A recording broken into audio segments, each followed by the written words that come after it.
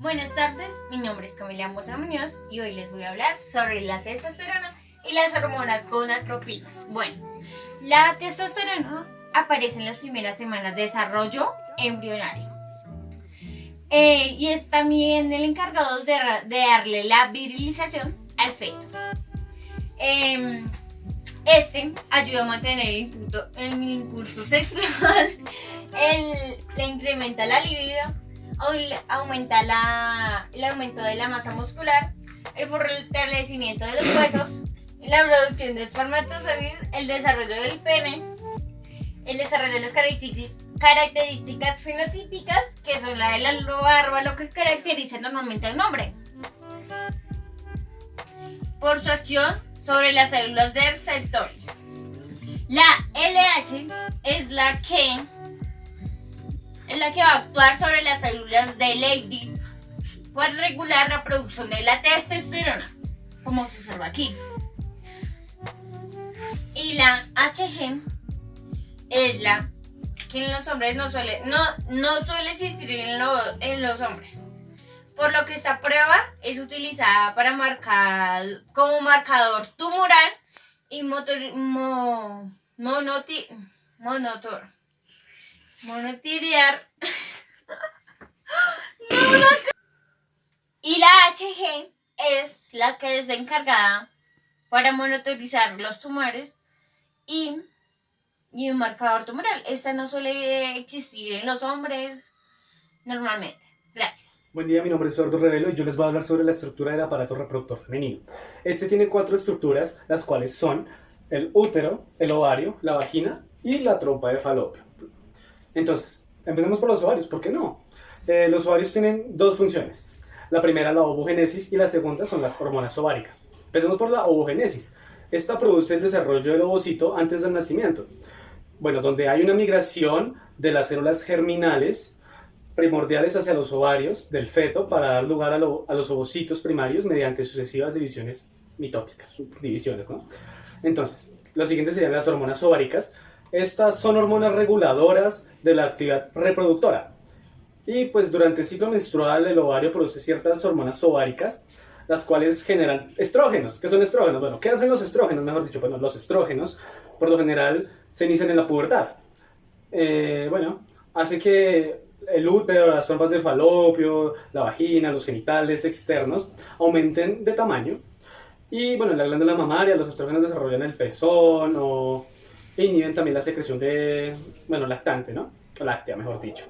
Y en los tejidos subcutáneos favorecen el depósito de grasa, especialmente en los glúteos, muslos. También provocan aparición de pelo en las axilas, el pubis, y la piel se vuelve más frágil y lisa.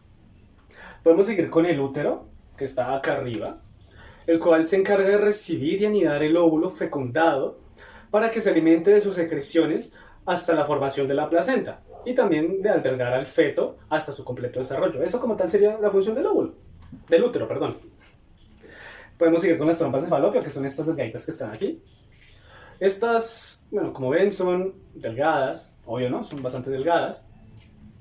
Y, estas unen como tal al ovario con el útero. Este es el ovario, este está el útero, por medio de las fimbrinas. La trompa de falopio, aquí son las fimbrinas, los que se llaman de rojo, donde estas trompas secretan sustancias nutritivas para el óvulo fecundado. Entonces, ¿qué hace esto? Pasa desde acá, pasa todo esto, va pasando nutrientes, sustancias, cosas que le puedan ayudar al óvulo. ¿Entienden? Entonces, podemos seguir con la vagina en este caso, el cual es un tubo, aquí está, es un tubo que mide más o menos aproximadamente unos 10 centímetros y se extiende desde el exterior del útero hasta el interior. Esta se sitúa detrás de la vejiga, está detrás de la vejiga. La vagina es el órgano de la copulación como tal. Se encarga de recibir el esperma y conservar los espermatozoides con sus secreciones y dirigirlos hacia la entrada del útero para que como tal, que lleguen desde acá y asciendan todo esto en busca del óvulo. Obviamente, pues todo eso tiene que ser un recorrido bastante largo para ellos, ¿no? Bueno, esto también durante el parto es por donde sale el feto. Pues la vagina también tiene diferentes estructuras. Algunas de ellas, pues, son el cervix, que sería esta de aquí. También está cervix o cuello uterino. Se puede decir de las dos formas, como quieran. Está el canal cervical, que en este caso sería este, que está un poquitico más arribita. También está el ligamento del ovario, que pues es este pedacito de aquí. Aquí, pues como pueden ver, acá está el ovario. Este es el ligamento del ovario como tal. Bueno, para finalizar está el endiometrio y el miometrio. ¿Qué es esto? Bueno, esto es bastante corto, bastante fácil, ¿no? Entonces, el miometrio es la capa muscular del útero gruesa situada entre el perímetro por fuera, que es entonces en este caso el endometrio, sería este pedacito de aquí, está por fuera del canal cervical, ¿sí? Y el miometrio, que es compuesto por mucosa, todo está compuesto por mucosa como tal. Bueno, sus contracciones, está aquí en el exterior, y sus contracciones provocan la expulsión del feto y de las cubiertas fetales de la cavidad uterina. Eso sería todo. Muchas gracias. Buenas tardes, mi nombre es Julia Martínez. Voy a hablarles sobre el recorrido que realiza el espermatozoide hasta que se encuentre con el óvulo. Entonces, los espermatozoides son producidos en los túbulos seminíferos del testículo en el proceso conocido como espermatogénesis. Para poder salir del testículo y ser liberados al exterior del esperma, los espermatozoides pasan de los túbulos seminíferos del testículo hacia el epidima. Posteriormente circulan por los conductos deferentes y la uretra del pene, por donde saldrán. Les voy a hablar un poquito sobre el sistema reproductor masculino, el cual cuenta con testículos, que son los órganos reproductor donde se produce el espermatozoide.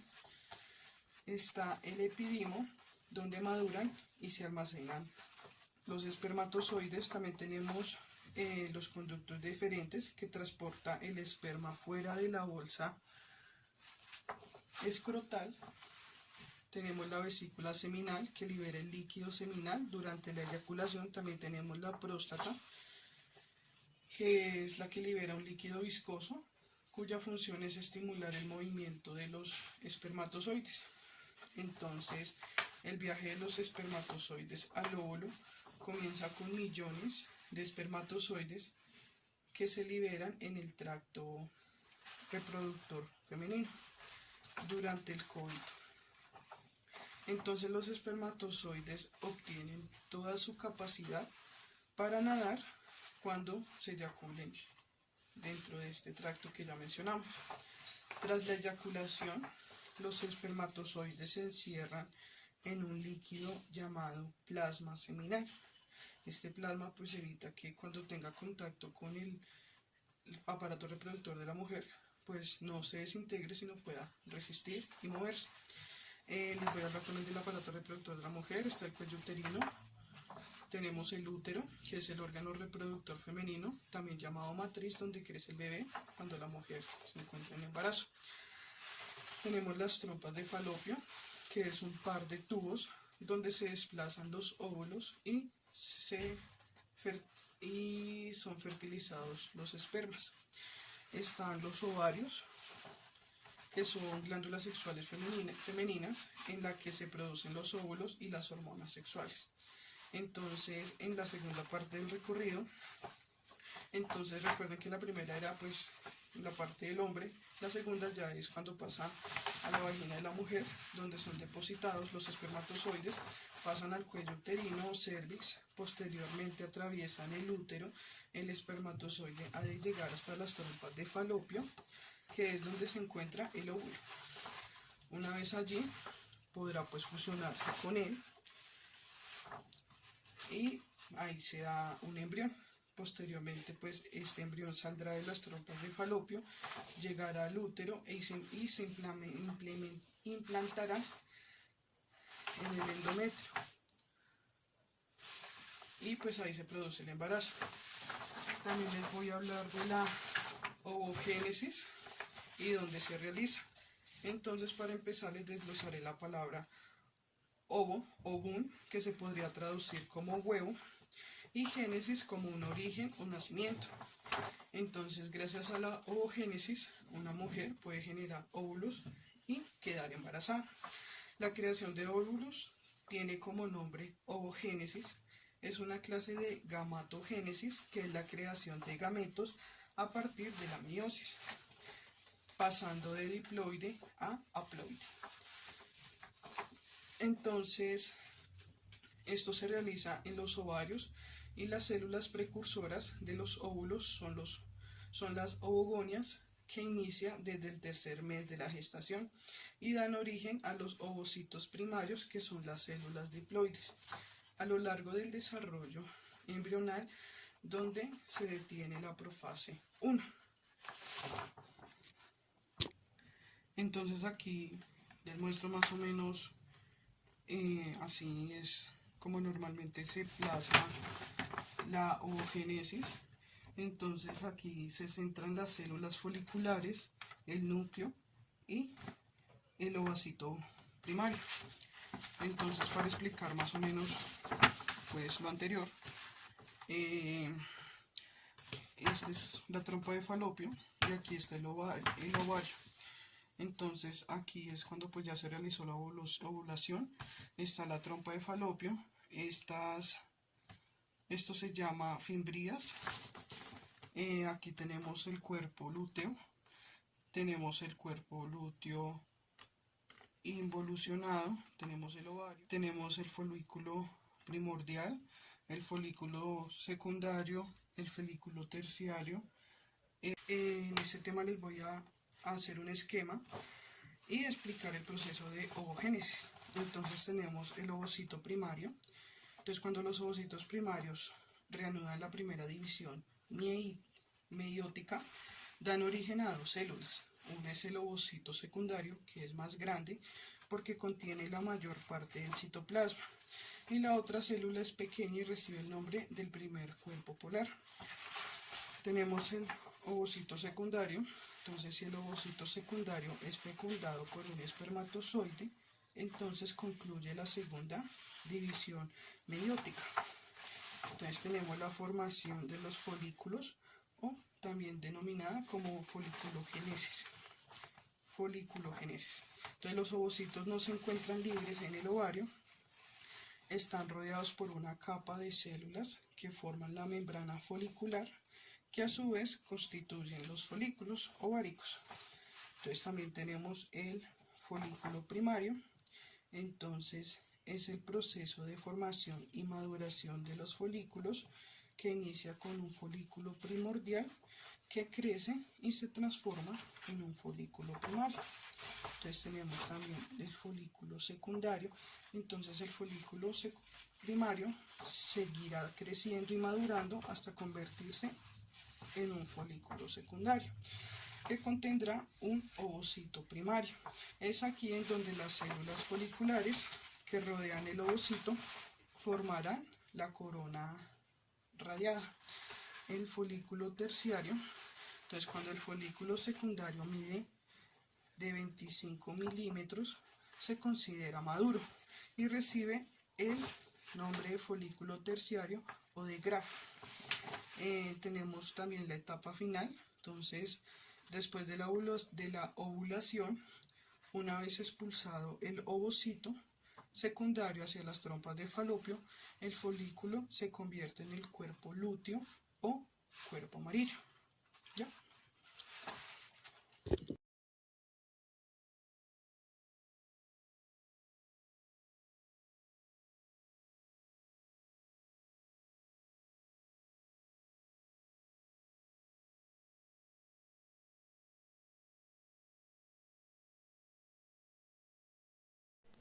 Buenas tardes, yo soy Sara Muñoz y vengo a presentarles la fecundación. Es la fusión de los gametos masculino y femenino, es decir, el espermatozoide y el óvulo, de manera que se restablece la dotación cromosómica normal del ser humano.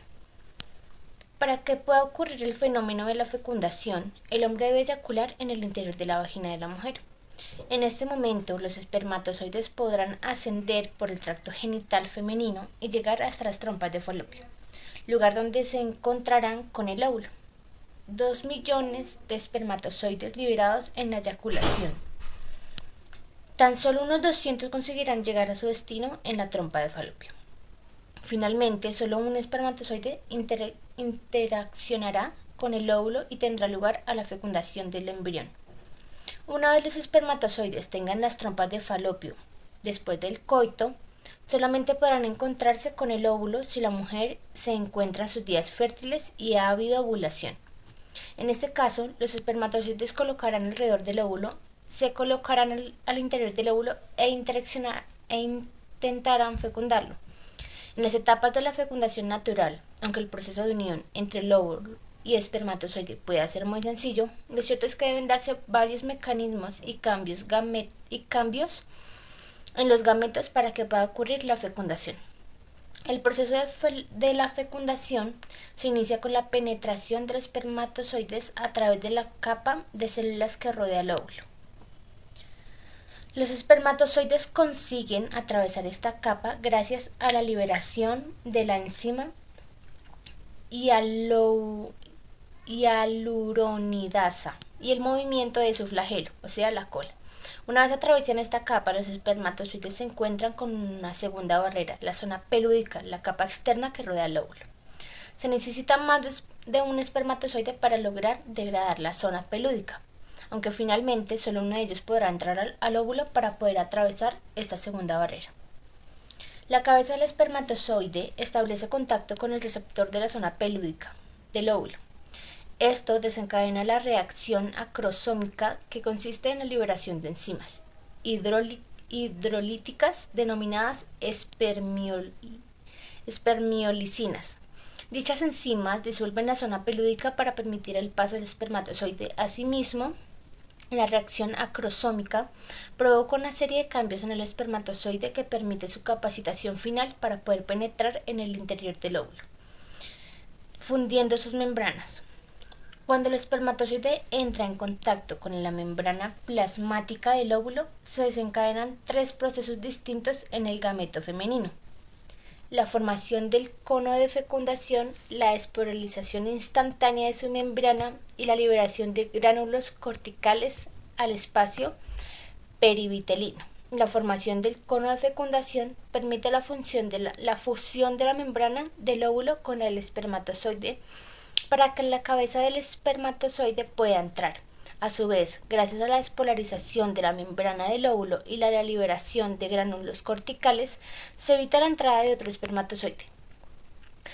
La fusión de núcleos y formación del cigoto con la entrada del espermatozoide. El óvulo se activa para terminar la meiosis, proceso que permite la reproducción del número de cromosomas.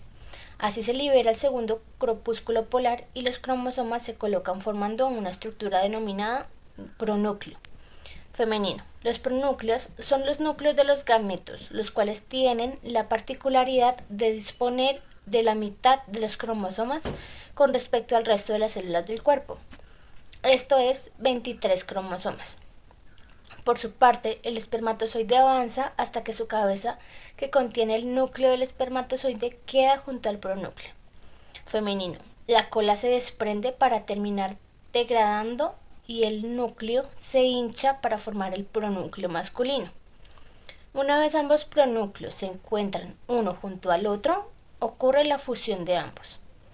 Esto supone que las membranas de ambos pronúcleos desaparezcan para que sus cromosomas puedan juntarse y que la célula restablezca su dotación cromosómica, es decir, a 46 cromosomas en total. Todo este proceso de la fecundación culmina con la formación del cigoto humano, primera célula del organismo fruto de la unión del óvulo y el espermatozoide. Muy buenos días, mi nombre es María Arcila, estudiante de primer semestre del programa de enfermería. El día de hoy les voy a presentar el ciclo menstrual. ¿Qué entendemos por el ciclo menstrual? El ciclo menstrual o el ciclo sexual femenino es el proceso que prepara el útero de la mujer para el embarazo todos los meses mediante el desarrollo de gametos femeninos y una serie de cambios fisiológicos. Se considera un ciclo contando desde el primer día de un periodo o menstruación hasta el primer día del periodo siguiente y va consecutivamente desde que se inicia el ciclo menstrual, que para la etapa de las mujeres es desde los 9 años hasta que inicia la menopausia entre los 50 y 55 años aproximadamente. El ciclo menstrual dura unos 28 días, aunque se considera normal también entre los 21 y los 35 días también. El ciclo menstrual se puede describir mediante dos eventos que ocurren simultáneamente. El ciclo ovárico, que son los cambios que se producen en los folículos al interior del ovario, y el ciclo uterino, que son transformaciones que experimenta el útero. Encontramos tres fases, que está la primera, que es la fase folicular, aumenta la secreción de gonadotropinas por parte de la adenohipófisis y principalmente del FSH, ¿qué es el FSH? Es la hormona foliculoestimulante que estimula la maduración del ovocito en el ovario. Decimos que encontramos entonces y que provoca la maduración de los folículos y el aumento gradual de los niveles de estrógeno. La duración de esta fase es variable entre 10 a 3 semanas. En la segunda fase encontramos la ovulación. El ovocito es expulsado desde el ovario hacia el producto de un aumento abrupto en la concentración del LH, que es el LH. Es la hormona luteinizante que regula la ovulación e introduce el desarrollo del cuerpo lúteo en la mujer y la maduración del folículo, que es la capa del ovocito. Decimos que esta ovulación generalmente ocurre en el día 14 del ciclo menstrual. Aquí encontramos esta tabla donde decimos que está la etapa de la etapa de la fase menstrual, que va desde el día 1 hasta el día 28. Decimos que lo dividimos, aquí se encuentra la fase folicular, encontramos la fase lútea, que va del día 14 al día 28, encontramos la menstruación, que son los 5 primeros días generalmente, que es un ciclo que ya es, digamos, un ciclo normal, y encontramos que la ovulación, lo que estamos hablando aquí, se encuentra desde el día 10 hasta el día 18. En la tercera fase encontramos la fase lútea. Durante esta etapa, el remanente de las células foliculares que va al interior del ovario forma una estructura llamada cuerpo lúteo, la cual secreta estrógenos y principalmente progesterona, que mantiene las condiciones del útero ante un eventual embarazo. Si el ovocito no es fecundado, el cuerpo deja de ser funcional y el ciclo ovárico vuelve a comenzar, y la duración de esta fase es de 14 días y va nuevamente, inicia nuevamente. Decimos que en el ciclo uterino también se divide en tres fases, que está la menstruación. Esta etapa construye al inicio de la fase folicular y corresponde a la expulsión a través de la vagina de sangre y tejidos. Eso es como una expulsión de residuos que se genera en la mujer. Encontramos aquí la fase premenstrual, la fase menstrual y la fase postmenstrual. En este momento encontramos la fase secretora. Luego de la ovulación, las hormonas secretadas por el cuerpo lúteo estimulan el desarrollo y mantenimiento del endometrio. De no haber fecundación, la pérdida de funcionalidad del cuerpo lúteo y la consecuente disminución de los niveles de las hormonas que ésta secreta, que es la progesterona, gatillarán una nueva menstruación. Lo que decimos anteriormente, es mensual. Menstruación indica mensual. Y esta etapa coincide con la fase lútea del ciclo ovárico, por lo que también dura 14 días. Aquí encontramos entonces un ejemplo de ella. Es la fase del endometrio. Aquí encontramos el endometrio y encontramos el endometrio secretoso. Aquí encontramos en esta área la fase proliferativa. Esta etapa coincide con la última parte de la fase folicular. En ella los folículos en desarrollo secretan estrógenos. ¿Qué son los folículos? En esta área nos encontramos con el ovario. Aquí encontramos el ovario, y en esta área decimos que los folículos son estructuras ubicadas al interior de los ovarios, cada una de ellas formada por un ovocito que está rodeado por células foliculares, o el ovario, y aquí encontramos en esta área los folículos. Decimos que el aumento de la secreción de estrógenos estimula el engrosamiento del endometrio e introduce que las adenohipófisis eleve la secreción del FSH, la hormona SFH, la hormona folículo estimulante, y el LH, que es la hormona luteinizante. Esto es todo. Muchísimas gracias. Que tengan un buen día. Hola, María de los Ángeles, yo les voy a decir cuáles son las hormonas implicadas en el ciclo menstrual. La hipófisis segrega hormonas claves para el desarrollo no natural pues, del ciclo menstrual. Estas hormonas son conocidas como hormonas gonadotropinas, que ayudan a la ovulación y producen estrógenos y progesterona. Estas dos hormonas se llaman la hormona luteinizante y la hormona folículo estimulante. Vamos a empezar con la hormona folículo estimulante, conocida también con las siglas FSH. Esta hormona varía a lo largo del ciclo menstrual y alcanza su máximo justo antes de que la mujer libere un óvulo. ¿Dónde aparece esta? Aparece al principio del ciclo menstrual. Ayuda a los ovocitos a crecer y a convertirse en un óvulo maduro. Esta también estimula para la producción de estrógenos. Y esta hormona es muy importante pues porque determina por qué las parejas no pueden quedar embarazadas. Eso quiere decir porque son estériles. ¿Y sabías que esta hormona también la producen los hombres? Esta ayuda a la producción de espermatozoides. Dejando a un lado esta hormona, vamos a empezar con la hormona luteinizante, con las siglas del LH. Esta hormona también la podemos conocer como la lutropina y le ayuda a la ovulación. Esta hormona es muy inteligente. Les digo por qué. Porque esta segrega hormonas esteroideas foliculares como lo son la progesterona. Y esta ayuda a que el endometrio esté listo para una próxima o una posible fertilización. ¿Qué es la hormona progesterona? Esta es muy importante en el embarazo, ya que le dice al óvulo que esté listo para una fertilización. ¿Y qué es el endometrio? El endometrio es la cavidad que está ubicada en el útero donde crece el feto. Espero tener un excelente día. Muchas gracias.